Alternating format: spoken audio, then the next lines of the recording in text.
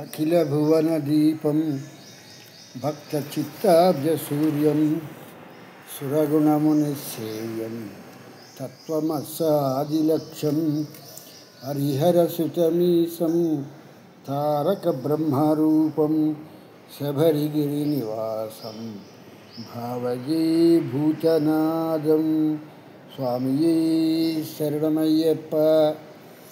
ప్రేమన ఆత్మబంధువులారా, ఆశ్రితుల వారి సౌజన్యంతో మనం భక్తి అనేటువంటి ఈ ఒక కార్యక్రమంలో కథలని కాకుండా కథలలో ఉన్నటువంటి అంతర్భాగాలైనటువంటి విషయాలని మనం గ్రహించడం జరుగుతోంది.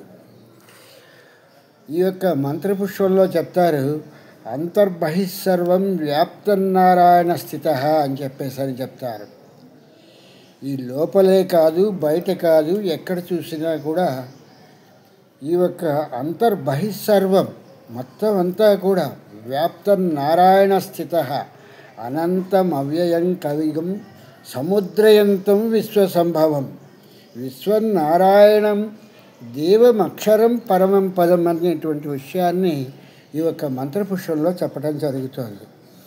అందుకని ఈ నచికేతుడు ఈ యొక్క సముద్రము అనేటువంటి సాగరాన్ని తీసుకుని ఈ యమధర్మరాజుకి చెప్పటం జరుగుతుంది. విస్తారమైనటువంటి ఈ సముద్రము, ఈ సాగరము అనంత సంసార దేహ ప్రపంచమంతా ఒక సాగర మయముగా ఉన్నది. ఎందరి జీవితాలు కూడా అంటే వీళ్ళు విడదీసినట్టుగా పసిఫిక్ మహాసముద్రము, అంటార్కిటిక్ మహాసముద్రం ఉన్నట్టుగా ఏవి తీసుకున్నా అన్నీ కూడా వచ్చేప్పటికి చివరికి సముద్రం అనేటువంటిదే పదాన్ని వాడతాం. ఒక ఐడెంటిటీ గురించి మాత్రమే ఈ పేర్లు పెట్టుకోవటం జరిగింది. అలాగే ఈ యొక్క సంసారము అంటే భార్యాభర్తలతో ఉండేటువంటిదే కాదు, ఇది ప్రతి మనిషి తాలూకు జీవితంలో కూడా ఉండేటువంటిది అనేటువంటి విషయాన్ని ఇక్కడ తెలుసుకోవాల్సిన విషయము. సాగరమంతా నిండియే అందే యజ్ఞేశ్వరుడు అనేటువంటి ఒక ఈశ్వరుడు ఇందులోనే ఉన్నాడు అనేటువంటి విషయాన్ని మనకి తెలియపరచడం జరుగుతోంది. ఈ సాగరము అనేటువంటి దాని గురించి, సముద్రము అనేటువంటి దాని గురించి తీసుకుంటే అది సంసార సాగరం కనుక విషయములతో కూడినది కావున ఇది క్షారము అంటే ఉప్పగానే ఉంటుంది, తీయగా ఉండదు. ఇది ఈ యొక్క జలము, సముద్రపు జలం ఎప్పుడూ కూడా ఉప్పగానే ఉంటుంది. ఇందులో తీపి అనేటువంటిది ఏమాత్రము కూడా ఉండదు అనేటువంటి విషయాన్ని ఇక్కడ తెలుసుకోవాల్సిన ముఖ్యమైన విషయం. ఈ యొక్క యజ్ఞయాగాది క్రతువుల్ని పూర్వకాలంలో ఈ రోజుల్లో ఎలాగైతే పూజలు, వ్రతాలు, నోములు అనేటువంటివి ఎలా చేస్తున్నారో, ఇది కృతయుగము త్రేతాయుగములో ఈ యజ్ఞయాగాది క్రతువులు అనేటువంటివి సర్వసాధారణమైనటువంటి విషయంగా జరిగేటువంటి విషయంగా తీసుకునేటువంటి వాళ్ళు. ఒక పూజా విధానాన్ని ఎలా చేస్తామో అలాగే యజ్ఞము అనేటువంటి దాన్ని ప్రతి వాళ్ళు కూడా సర్వసాధారణమైన మనిషి కూడా చేసేటువంటి ఒక పని కింద తీసుకుని ఈ ఒక యజ్ఞాన్ని చేసేవాళ్ళు. ఆ రోజుల్లో యజ్ఞము అంటే వాళ్ళకి యజ్ఞాన్ని గురించినటువంటి విషయాలు పూర్తిగా సమస్తము కూడా తెలిసి ఆ యజ్ఞాన్ని చేసేటువంటి వాళ్ళు. రాను రాను చెట్టు ముదిరే కాలానికి కుక్క మూతి పిందెలు పుడతాయి అన్నట్లుగా క్రియలు మాత్రమే మిగిలిపోతున్నాయి తప్పితే ఆ క్రియలు ఎందుకు చేస్తున్నాము అనేటువంటిది కూడా పోయి ఆఖరికి ఇప్పుడు కర్మ కర్మ కర్మ అని ఆఖరి మన కర్మ కింద మారిపోయి కర్మయోగం కింద వీటిని మార్చేయటం జరిగింది. ఈ సముద్రంలో ఉండేటువంటి యజ్ఞేశ్వరుడు కానీ, ఈ యజ్ఞంలో ఉండేటువంటి యజ్ఞేశ్వరుడు కానీ రెండూ ఒకటే. అనంతం అవ్యయం కవిగం సముద్రయంతం విశ్వసంభవం అనేటువంటి విషయాన్ని ఇక్కడ తీసుకోవలసినటువంటి ముఖ్యమైన విషయము. ఏదైతే సముద్రంలో ఉన్నటువంటి ఈశ్వరుడు యజ్ఞేశ్వరుడు అనేటువంటి వాడు ఉన్నాడో, యజ్ఞం చేసినా కూడా ఆ యజ్ఞంలో కూడా యజ్ఞేశ్వరుడు అనేటువంటి వాడే ఉన్నాడయ్యా. కనుక ఈ యహ అనేటువంటి దాన్ని తెలుసుకోవాలంటే సముద్రానికి యజ్ఞానికి కల తేడా ఏమిటి, ఈ రెండు ఎందుకు ఒకటవుతున్నాయి? సముద్రంలోనే యజ్ఞేశ్వరుడు ఉంటున్నాడు, ఇటు యజ్ఞంలో కూడా యజ్ఞేశ్వరుడే ఉంటున్నాడు. సముద్రమేమో జలంతో కూడి ఉన్నది, యజ్ఞంలోనేమో అగ్నితో కూడి ఉన్నటువంటి క్రియలతో ఉన్నటువంటిది ఈ యజ్ఞము. సముద్రంలో ఉన్నటువంటి వాడే ఈ యొక్క యజ్ఞంలో కూడా యజ్ఞేశ్వరుడు ఎలా ఉంటున్నాడు. సముద్రంలో ఎలాగైతే యజ్ఞేశ్వరుడు ఉన్నాడో అదే మాదిరిగా ఈ యజ్ఞంలో కూడా యజ్ఞేశ్వరుడు అనేటువంటి వాడు ఒకడు ఉన్నాడయ్యా. ఆ యజ్ఞేశ్వరుని ఎరగటానికి ఈ యొక్క యజ్ఞేశ్వర అనేటువంటి బ్రహ్మని గురించి తెలుసుకోవటానికి ఈ యొక్క యజ్ఞం అనేటువంటి చేస్తే కానీ ఆ బ్రహ్మము అనేటువంటి పదార్థాన్ని తెలుసుకోవటం చాలా కష్టమైనటువంటిది. బహు విధాలుగా యజ్ఞం అన్న వేలాది సాధనలతో ఈ యొక్క యజ్ఞాలు చేస్తూ ఉంటారు. పుత్రకామేష్టి యజ్ఞమని, అశ్వమేధ యాగమని, ఇలా యజ్ఞానికి రకరకాలైనటువంటి ఈ యొక్క పేర్లు ఉన్నాయి. ఈ యొక్క పేర్లన్నింటినీ ఆ ఒక్క ఏ ఒక్క ఫలాన్ని కోరుకుంటూ ఏ ఒక్క యజ్ఞేశ్వరుడు దానికి కర్త అయ్యాడో ఆ కర్తను ఆహ్వానిస్తూ చేసేటువంటి యజ్ఞాన్ని ఆ యజ్ఞకర్తకి మాత్రమే ఈ యజ్ఞ ఫలము అతనికి వెళ్తుంది అనేటువంటి విషయాన్ని ఇక్కడ గమనించవలసిన ముఖ్యమైన విషయం. ఇక్కడ సగరపుత్రులు అనేటువంటి ఈ సగరుడి తాలూకు పుత్రులు అందరూ కూడా ఈ యొక్క సాగరాన్ని అనేటువంటి సముద్రాన్ని దీన్ని తవ్వటం జరిగింది. దీనికి వచ్చేటప్పటికీ దీంట్లో ఒక ముఖ్యమైన విషయం ఏమిటంటే ఈ సగరులు అనేటువంటిది, సగరుడు అనేటువంటి దానికి అర్థం ఏమిటయ్యా అంటే, సగరుడు అంటే సగర చక్రవర్తి చేసినటువంటి యజ్ఞము ఫలించక యజ్ఞ అశ్వాన్ని ఆ ఒక్క ఇంద్రుడు అపహరించి కపిలుడు పాతాళంలో తపస్సు చేసుకుంటూ ఉంటే అతని వెనకాతల ఈ అశ్వాన్ని కట్టివేయటం జరిగింది. ఇందులో ఉన్నటువంటి ముఖ్యమైనటువంటి విషయం ఎందుకంటే అంతర్గతంగా ఇవి దిగాలి అని అంటే చాలా సమయం పడుతుంది. ఒక్కొక్క విషయాన్ని కూలంకషంగా మాట్లాడుతూ చెప్పాలి అనేటువంటి దానికి వచ్చేటప్పటికీ దీన్ని కొంతవరకు పై నుంచి చూస్తూ మనం వీటిని అధ్యయనం చేద్దాము. ఈ సగరుడు అనగా గరళముతో కూడినటువంటి వాడు, అంటే కాళకూట విషము లాంటి వాడు అనేటువంటి అర్థం వస్తుంది.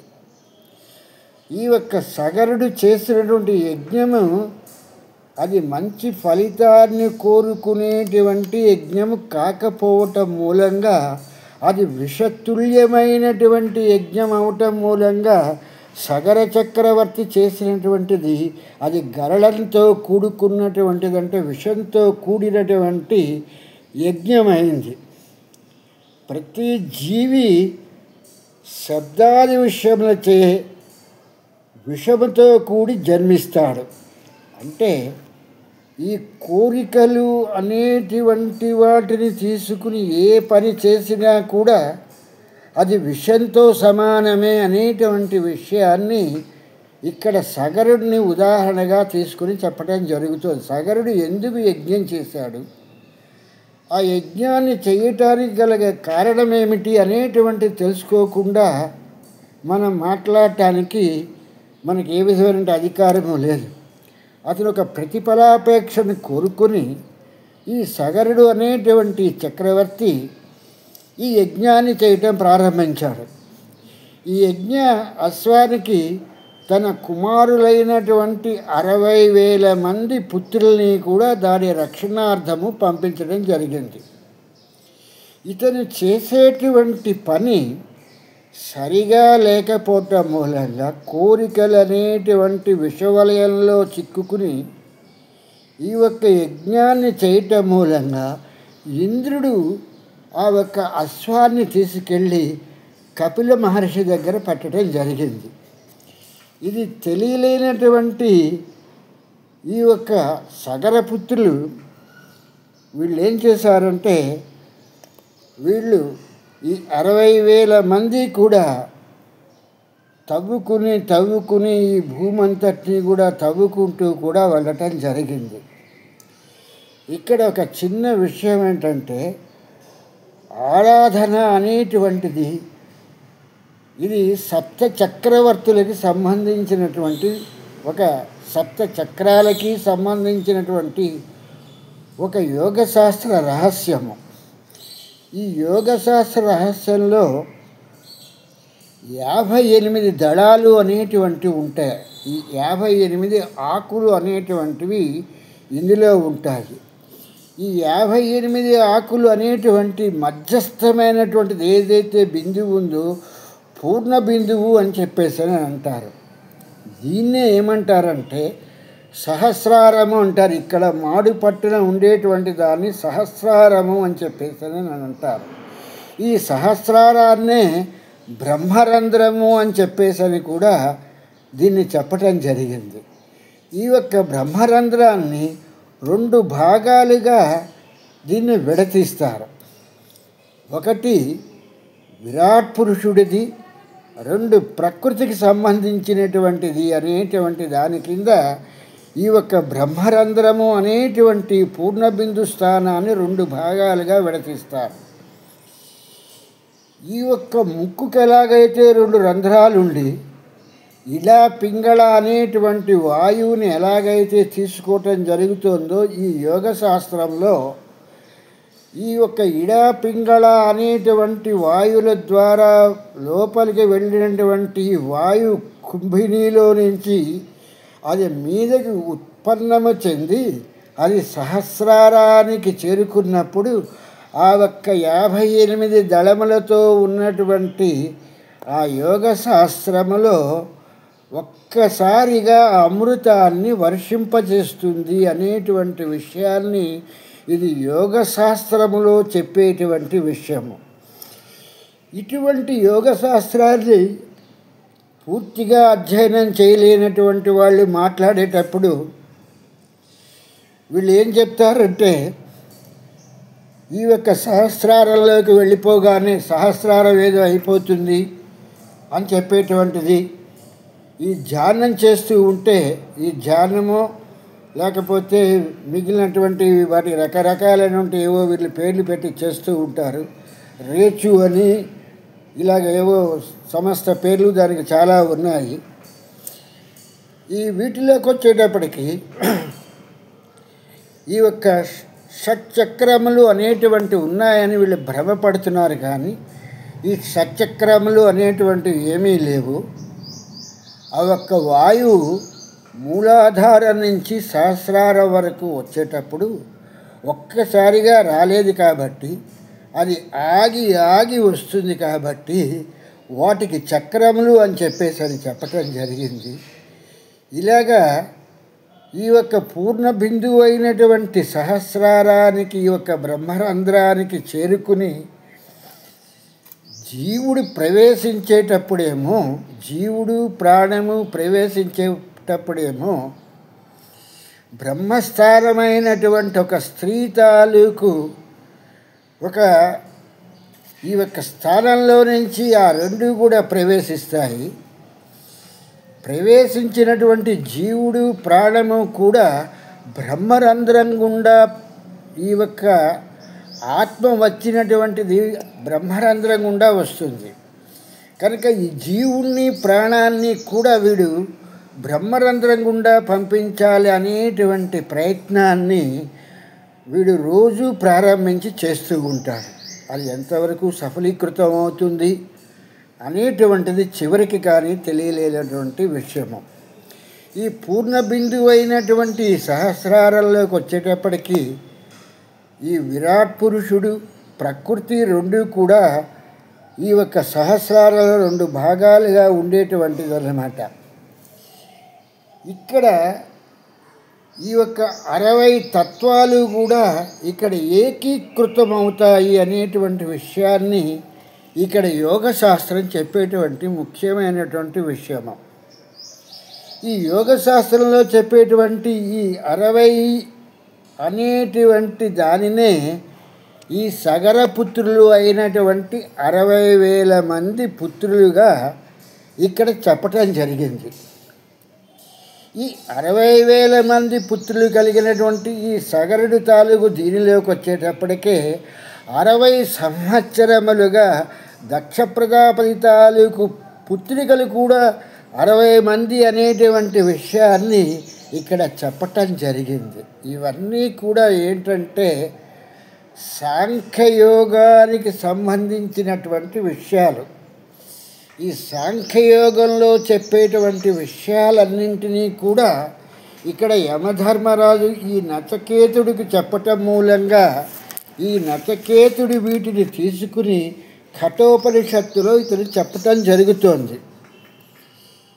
వీటన్నింటినీ పురాణం ఏం చెప్తుందంటే కథల రూపంలో చెప్పటం జరుగుతుంది. పురాణం ఏంటంటే దీనికి పంచలక్షణాలు ఉంటాయి పురాణానికి. ఈ పంచలక్షణాల్లో స్వర్గము, విసర్గము, మన్వంతరము, అవతారాలు, అవతార విశేషాలుగా అనేటువంటిది పురాణంలో ఇంత డీటెయిల్డ్గా ఇంత విపులీకరణగా చెప్పటానికి పురాణం అనేటువంటి పురాణకర్త అంటే పురాణాన్ని రాసేటువంటి వాళ్ళు దీన్ని ఇంత విపులంగా ఈ యొక్క ఉపనిషత్తులు ఈ యొక్క బ్రహ్మసూత్రాలాగా చెప్పరు. ఈ పంచలక్షణాలు కలిగినటువంటి వాటిని తీసుకుని ఒక కథాగమనంలో చెప్పుకెళ్ళటం జరుగుతుంది. ఇక్కడ ఈ 60 సంవత్సరాలుగా విభజించబడి ఈ దక్ష ప్రజాపతికి కూడా 60 మంది పుత్రికలుగా చెప్తారు. ఈ 60,000 మంది సగర పుత్రులు తవ్వితే కానీ ఎవరికి అంటే ఆ సగరపుత్రులు తవ్వి ఆ కపిలుడు ఉన్నటువంటి తీరానికి వెళ్ళినప్పుడు మాత్రమే వాళ్ళకి ఆ అశ్వము ఆ ఒక్క యాగాశ్వము దొరికింది. ఇది బాహ్యంగా కనిపించేటువంటి అశ్వం కాదు, ఇది అంతర్గతంగా కనిపించేటువంటి అశ్వము. కాబట్టి ఈ సగరపుత్రులు అనేటువంటి వాళ్ళు ఈ 60,000 మంది తవ్వుకుని వెళ్ళిన తర్వాత వీళ్ళకి కపిలుడి వెనకాతల మాత్రమే ఈ యొక్క యాగాశ్వము యోగాశ్వము అనేటువంటిది మామూలుగా అయితే యాగాశ్వం అంటాము. ఇది యోగంలో నుంచి చెప్పటం మూలంగా దీన్ని యోగాశ్వము అని చెప్పేటువంటి మాటను ఇక్కడ ప్రయోగించడం జరిగింది అనేటువంటి విషయాన్ని తెలుసుకోవాలి. ఇవి ఏవీ తెలియకుండా మనం ఏదో ప్రారంభిస్తాం, ఒక పుస్తకాన్ని చదివేసి ఆ పుస్తకాన్ని విశ్లేషణ చేసి మాట్లాడతాము అనేటువంటి పరిస్థితిలోకి వస్తే ఇది మూర్ఖపు లక్షణం అవుతుంది తప్పితే ఇది జ్ఞానుల తాలూకు లక్షణం కాదు. అందుకే మన వాళ్ళు ఒక సామెత చెప్తూ ఉంటారు, అన్నీ ఉన్న విస్తరి అణిగిమణిగి ఉంటుంది, ఏమీ లేని విస్తరి ఎగిరెగిరి పడుతుంది అని చెప్తూ ఉంటారు. అన్నీ తెలిసినటువంటి మహానుభావులు ఎవరు కూడా తమకి తెలుసు అనేటువంటి విషయాన్ని ఎక్కడా ఎప్పుడూ కూడా మాట్లాడరు. ఎదురుకుండా ఉన్నటువంటి వాళ్ళు ఒకవేళ వాళ్ళకి మిడిమిడి జ్ఞానంతో మాట్లాడుతూ ఉంటే, ఓహో అవునా నాకు తెలియదే, ఇంత గొప్ప విషయం ఉన్నదా అని చెప్పేసని వాళ్ళు ఆ విషయాన్ని విని ఆనందిస్తున్నట్లుగా ప్రయత్నం చేస్తారు తప్పితే వాళ్ళకి తెలిసినటువంటి విషయాన్ని విపులీకరణగా ఎవరికి మాత్రము ఏనాడు కూడా అర్హత లేని యోగ్యత లేని వాళ్ళకి ఈ విషయాలని ఏవీ కూడా వాళ్ళు చెప్పరు.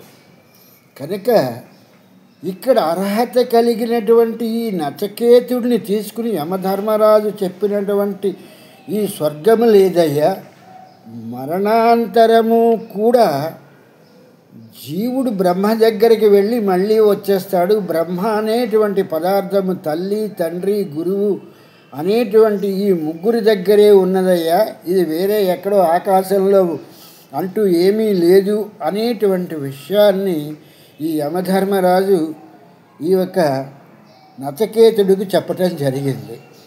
అందుకని పాఠాన్ని గ్రహించినటువంటి ఈ నచికేతుడు మాట్లాడుతూ, ఈ యోగ శాస్త్రంలో ఉన్నటువంటి విశేషం ఏంటంటే 58 దళాలు ఉంటాయి. ఈ 58 దళాలు ఎక్కడుంటాయి అంటే సహస్రారంలో ఉంటాయి. ఈ సహస్రారాన్ని ఏమంటారంటే పూర్ణ బిందువు అని చెప్పేసి అంటారు.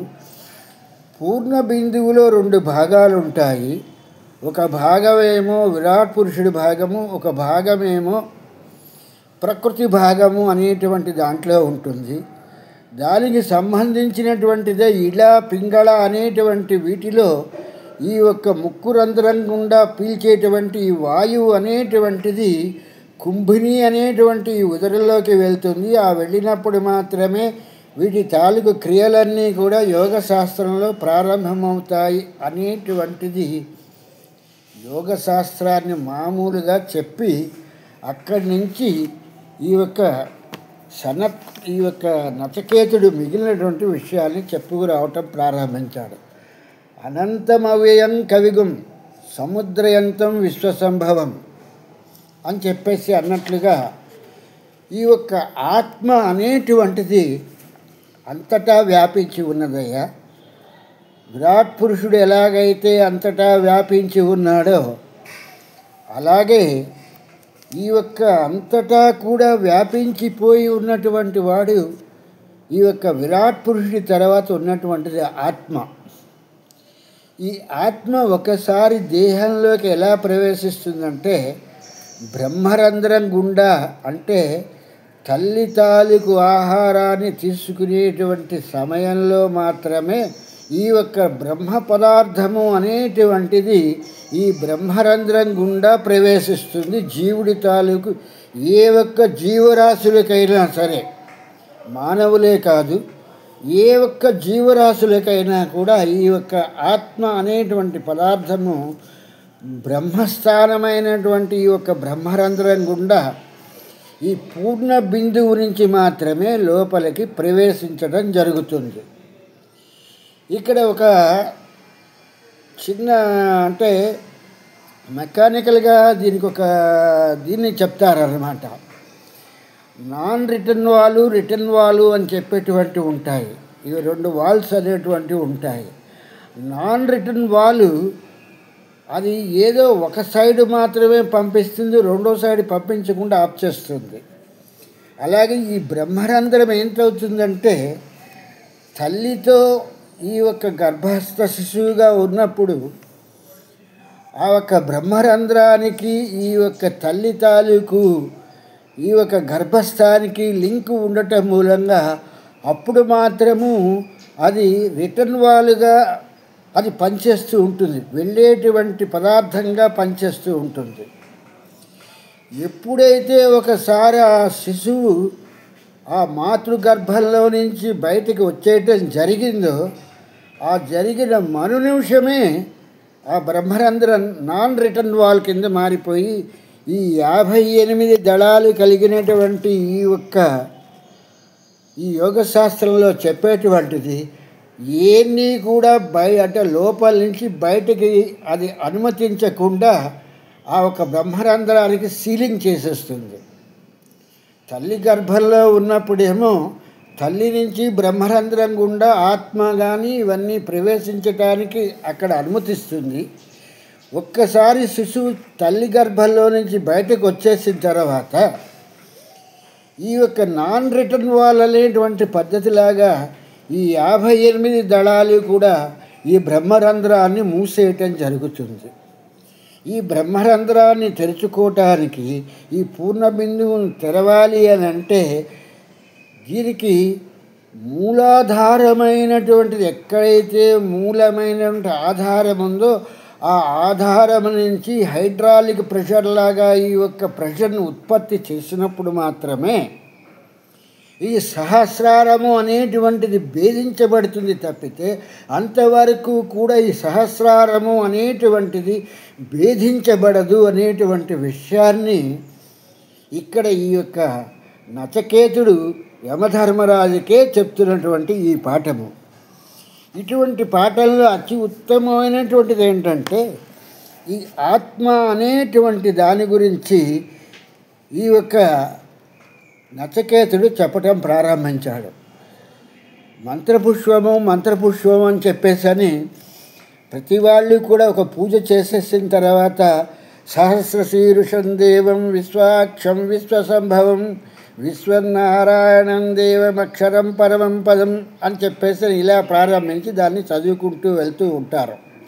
అసలు దానిలో ఉన్నటువంటి అంతర్భాగం ఏమిటి, అది చెప్తున్నటువంటిది ఏంటి అనేటువంటిది మనకు అవసరం లేదు. గాడిద గంపుడుక బొక్కింది అన్నటువంటి పరిస్థితిలాగా అది చివరిలో ఒక పూజ అంతా అయిపోయిన తర్వాత రాజాదిరాజాయ ప్రశంసాయనే అనే ఏదో ఒకటి అన్నట్టుగా నా చివరి మంత్రపుష్పము అనేటువంటి దాన్ని చదివేద్దాము అని చెప్పేసరి వీళ్ళు అనుకుంటారు. కనుక ఈ యొక్క విషయాలన్నింటినీ తీసుకున్నట్టయితే ఈ యొక్క సముద్రాన్ని చూడకుండా ఎలాగైతే మాట్లాడటానికి ప్రయత్నించేటువంటి మూర్ఖుడు ఎలాగైతే ఉన్నాడో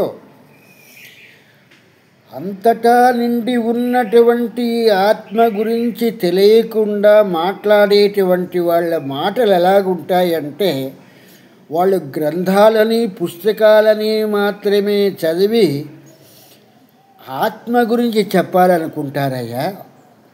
ఇది ఎలా ఉంటుందంటే చూడని సముద్రాన్ని వర్ణించినట్టుగా ఆ యొక్క ఆత్మ గురించి తెలియకుండానే ఆత్మానుభూతి అనేటువంటిది పొందకుండానే స్వానుభూతి అనేటువంటి స్వానుభవం లేకుండానే దాని గురించి వివరణ ప్రారంభిస్తారు. ఒక్కసారి దేహంలో నుంచి ఆత్మ వచ్చేసిన తర్వాత అంటే ఆత్మ ఎక్కడికి వచ్చేస్తుంది, అంతటా నిండి ఉన్నటువంటి ఆత్మ వచ్చినటువంటి ఆత్మ ఎక్కడికి వస్తుంది, ఎందులోకి వస్తుంది అనేటువంటిది ఏంటంటే తామరాకు మీద ఉన్నటువంటి నీటి బొట్టు ఎలాగైతే జారి ఆ యొక్క తటాకంలో పడిపోగానే అది ఆ నీటిలో ఎలా కలిసిపోతుందో జీవుడిలో ఉన్నటువంటి ఆత్మ ఎప్పుడైతే దేహంలో ఉన్నటువంటి ఆత్మ ఎప్పుడైతే ఉపాధిలో ఉన్నటువంటి ఆత్మ ఒక్కసారి బయటకు వచ్చిందో ఈ బయట ఉన్నటువంటి పదార్థం అంతటితో కూడా కలిసిపోతుంది, ఇంకా దీన్ని విడదీయరానటువంటిది అవుతోంది అనేటువంటి విషయాన్ని ఇక్కడ ఈ యొక్క నచికేతుడు చెప్తున్నటువంటి విషయము. ఈ ఆత్మ అణువు కన్నా కూడా పరమాణువు కన్నా కూడా చాలా సూక్ష్మమైనటువంటిది. దీన్ని తెలుసుకోవాలి అంటే మైక్రోబైట్స్ అన్నట్టుగాను ఈ యొక్క సూక్ష్మజీవుల్ని తెలుసుకోవటానికి ఈ మైక్రోస్కోప్ ద్వారా చూడటం అవుతుంది. ఈ ఆత్మని చూడాలి అనుకునేటువంటి వాడికి ఈ యొక్క ధ్యానము తపస్సు తప్పితే ఈ సాధ్యాయనం గురువు దగ్గర కూర్చుని చేయటం తప్పితే ఆత్మ ఇంక ఏ విధంగానూ వీళ్ళకి గోచరించదు, వీళ్ళు తెలుసుకోలేరు. ఇది సూక్ష్మాతి సూక్ష్మమైనటువంటి పరిస్థితిలో ఉంటుంది. ఇది ఏ తర్కానికి అందదు. ఇది ఒక తర్కంగా తీసుకుని వాదిద్దాము దీని గురించి అనేటువంటి పరిస్థితికి వస్తే ఈ ఆత్మ అనేటువంటి దానికి వచ్చేటప్పటికి ఇది తర్కానికి అందదయ్యా. ఒక వస్తువుగా తీసుకుని దీన్ని వస్తువుగా తీసుకుని దాంతో ఉదాహరణగా చెప్దాము అంటే ఇది కంటికే గోచరం కాదు. ఈ కంటికి గోచరం కానటువంటి దాన్ని పట్టుకుని ఇప్పుడు సముద్రము అనేటువంటిది కంటికి కొంతవరకైనా గోచరం అవుతుంది. సముద్రము దాని లోతు అనేటువంటిది మన కంటికి గోచరం కాదు. కనుక అట్లాగే ఈ యొక్క సాగరం లాంటిదేనయ్యా ఈ యొక్క ఆత్మ అనేటువంటిది. దీని స్థితిగతులను ఆత్మతత్వాన్ని తెలుసుకోవాలి అనేటువంటి విషయానికి వస్తే ఇది ఏవో గ్రంథాలు చదివేసి, ఏవో పుస్తకాలు చదివేసి, 4 పుస్తకాలు చదివేసి, ఏదో ఓంకారం అనేటువంటి ఒక శబ్దాన్ని తీసుకుని దాన్ని ఏదో గట్టిగా కాదు, లోపల కాదు, గట్టిగాను అని చెప్పేసి అని ప్రారంభించి కళ్ళు 2 గట్టిగా మూసేసుకుని ఈ ముక్కు నుంచి గాలి గట్టిగా తీసేసుకుని కూర్చున్నంత మాత్రం చేతన ఆత్మ ఎటువంటి పరిస్థితిలో గోచరం కాదు.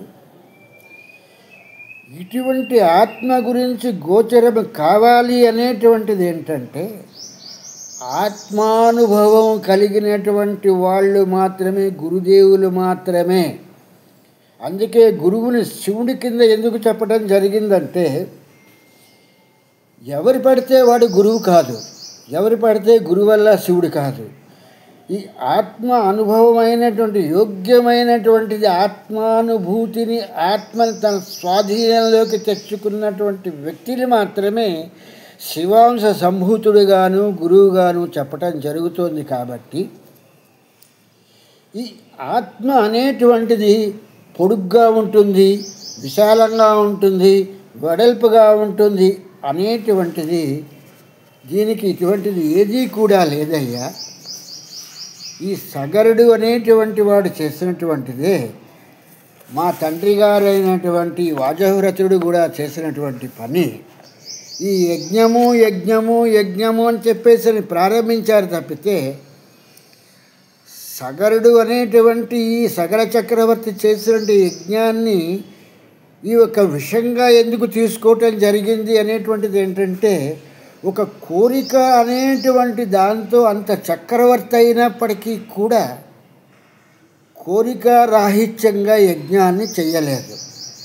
అందుకే అశ్వాన్ని కాపాడుకోవటానికి ఆ ఒక 60,000 మంది పుత్రుల్ని పంపించి ఆ అశ్వాన్ని కూడా, ఆ యోగాశ్వాన్ని ఆ సగరుడు సంపాదించుకోలేకపోయాడు.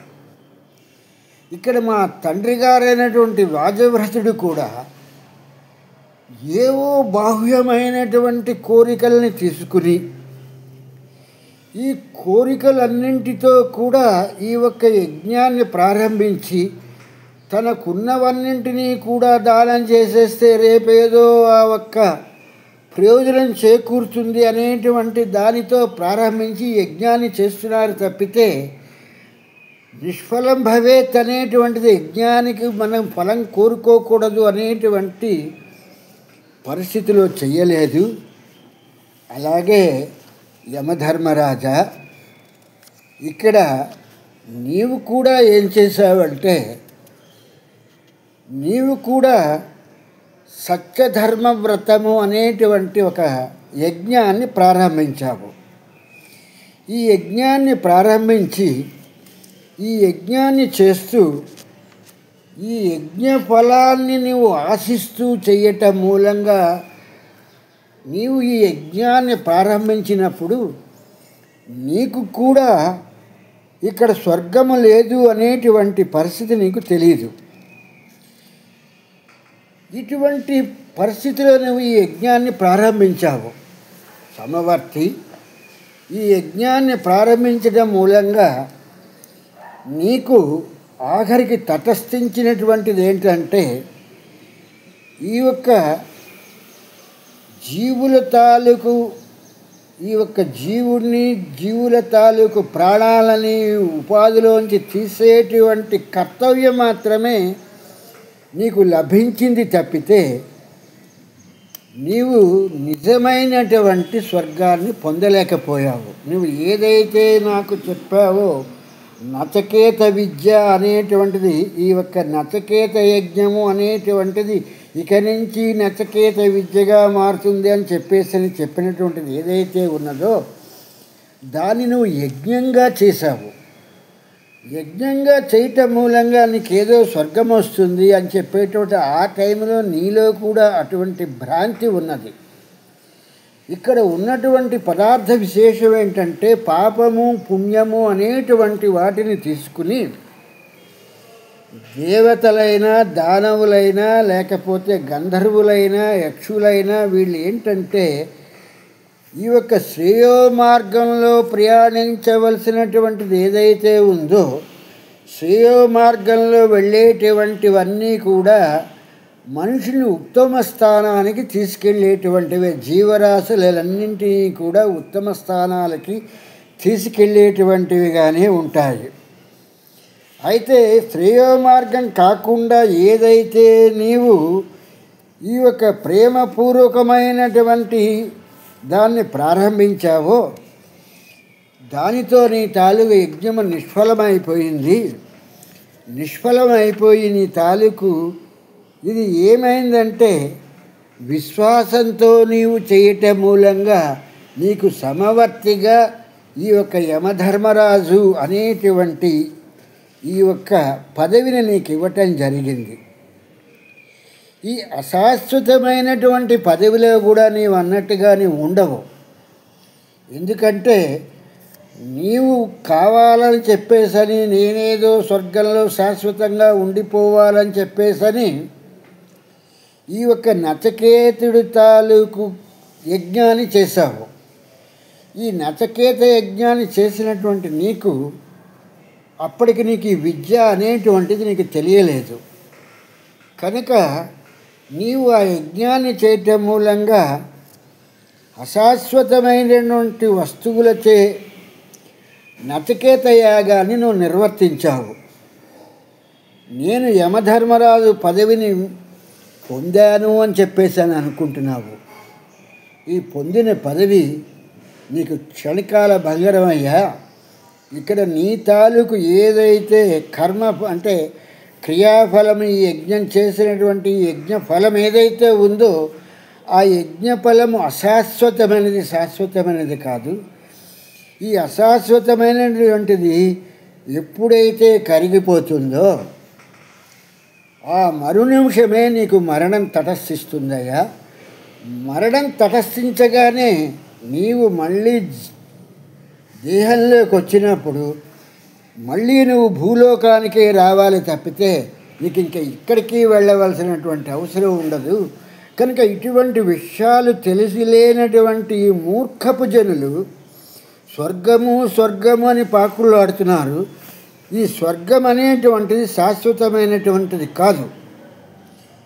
స్వర్గము శాశ్వతం కాదు, నరకము శాశ్వతం కాదు, ఏది శాశ్వతం కాదు. ఇది ఏదైతే పని చేస్తున్నామో ఆ పనికి సంబంధించినటువంటి ఫలాన్ని ఇచ్చేటువంటిది. అది ఎంతవరకు అంటే తాత్కాలికంగా ఆయనకి ఎంతవరకు ఫలితాన్ని ఇవ్వవచ్చో అంతవరకు మాత్రమే ఇచ్చేటువంటిది. ఆ కర్మఫలమైన, క్రియాఫలమైన, పని ఫలమైన అనేటువంటిది. కనుక అది ఎప్పుడైతే తీరిపోతుందో ఆ మరు నిమిషమే నువ్వు భూలోకంలోకి రావాల్సినటువంటి అవసరం ఏర్పడుతుంది అనేటువంటి విషయాన్ని ఇక్కడ ఈ నచికేతుడు ఈ యమధర్మరాజుకి ఈ యమధర్మరాజు చేసినటువంటి ఈ యాగము ఆ యాగానికి ఉన్నటువంటి ఫలము నశించిపోగానే యమధర్మరాజు కూడా భూలోకంలోకి రావలసినదే అనేటువంటి విషయాన్ని ఈ నచికేతుడు ఈ యొక్క యమధర్మరాజుకి చెప్పటం జరిగింది. ఇటువంటి విషయాలన్నింటినీ కూడా ఆ వెంకటనాథుడి అనుగ్రహంతో కఠోపనిషత్తు నుంచి మనం తెలుసుకుంటూ మన ప్రయాణాన్ని ముందుకు సాగిస్తూ ఆ యొక్క జ్యోతిస్వరూపుడైనటువంటి అయ్యప్ప మనకి తన నయన కాంతుల వెలుగులో మనకి దారి చూపిస్తాడనుకుంటూ స్వామి శరణం, స్వామి శరణం, స్వామి శరణమయ్యప్ప.